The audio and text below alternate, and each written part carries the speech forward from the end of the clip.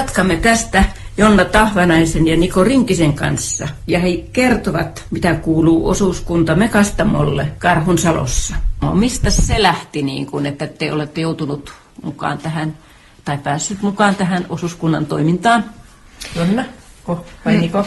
No se lähti siitä, että tein Pia Vattulaisen kanssa Kontiolahden yläasteelle tämmöisen elokuvaa prokkiksen, eli siis niin kun nuoret sai tehdä niin kun elokuvia ja me oltiin siellä avustamassa, niin Pia sitten vaan sanoi, että hän on perustamassa osuuskuntaa, että lähetkö mukaan, ja että no totta kai lähden, että kuulosti niin hyvältä, että hän piti minulle tämmöisen esittelypuheen, että miten helppoa se on ja niin edelleen, niin sanoi, että no ei kun vaan, että kyllä minä lähden kokeilemaan, ja sitten avopuolisolta kysyin kanssa, että no lähetkö siekin mukaan, niin Nikohan oli ihan innoissa, että joo, kyllä. Vai sitten miehen lähi ihan alun perin tekemään vain nettisivuja tälle osuuskunnalle, tai se oli se ensimmäinen kosketus osuuskuntaan, mutta sitten se jostain jotenkin vaan kääntyi siihen, että minä lähdin myös mukaan siihen, ja ei ole kyllä tarvinnut katua. Että. Niin, eikö se aina, että antaa jollekin pikkusormen, niin se vie helposti koko käden? Onko sulle käynyt näin?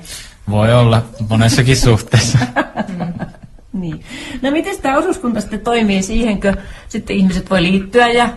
Joo, no meillä on silleen, että Mekastamo on pääasiassa mediakasvatus- ja sosiaalialan tämmöinen yhteensulautuma.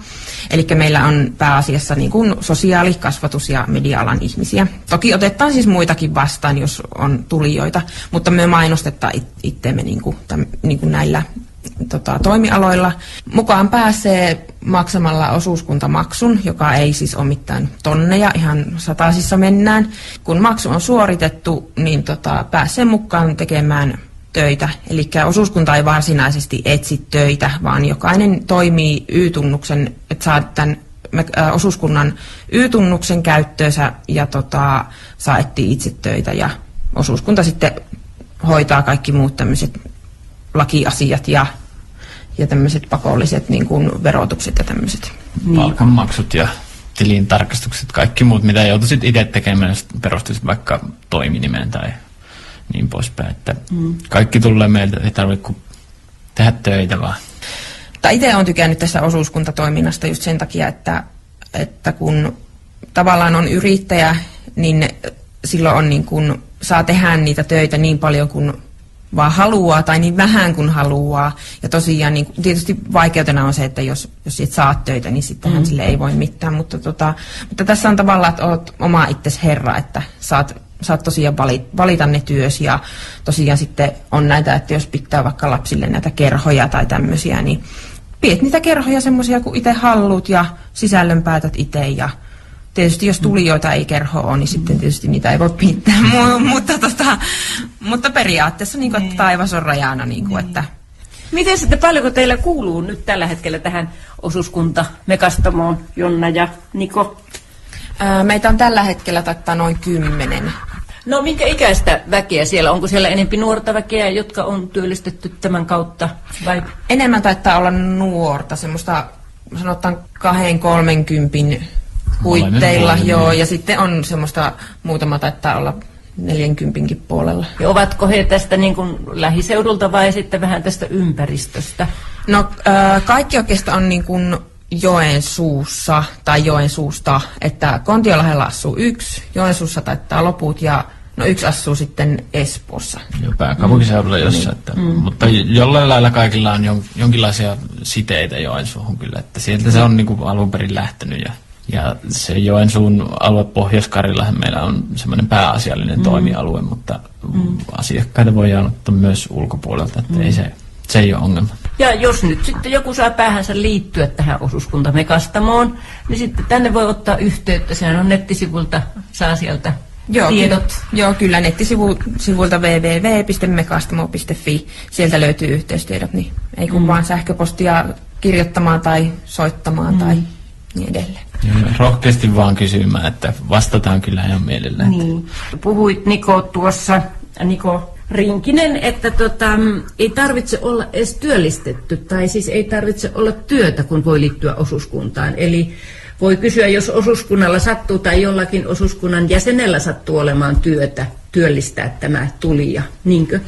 Joo, tai siis oikeastaan sille, että jos sulla on jonkinlaista semmoista osaamista vaikka mitä meiltä ei löydy vielä, niin ilman muuta tervetuloa, koska osaajia tarvitaan aina. Ja tosiaan se, että jos sulla ei välttämättä ole sitä työtä vielä, niin ei se ole este sille osuuskuntaan liittymiselle. Mutta mielellään tietysti otetaan semmoisia, joilla on jo valmiita asiakkaita ja töitä niin mukaan, mutta ei tarvitse niinku pelätä sitä, että ei ole niitä asiakkaita, että rohkeasti vaan mukaan ja kokeilemaan. Ja jos on motivaatiota, niin, niin varmasti niitä löytyy niin töitä. Ja tosiaan meilläkin on ollut nyt jonkin verran semmoisia yhteisiä prokkiksia, eli että jos yksi saa töitä, niin löytyy muillekin. Eli voisi ajatella myös niin päin, että semmoiset, jotka tarvitsevat työntekijöitä, ottavat yhteyttä, eli työnantaja voi ottaa yhteyttä osuuskunta Mekastamoon, niinkö Jonna? No enemmänkin niin tämmöiset, jos tarvitsee tämän alan palveluita, niin sitten. Niin juuri sitä tarkoitin. Kyllä. Eli voi myös kysyä, onko osuuskunnalla semmoisia ihmisiä, henkilöitä täällä, jotka osaavat tätä alaa tai haluavat tulla töihin meille? Joo, kyllä, ehdottomasti. Joo. Eli toimii myös toisinpäin. Kyllä.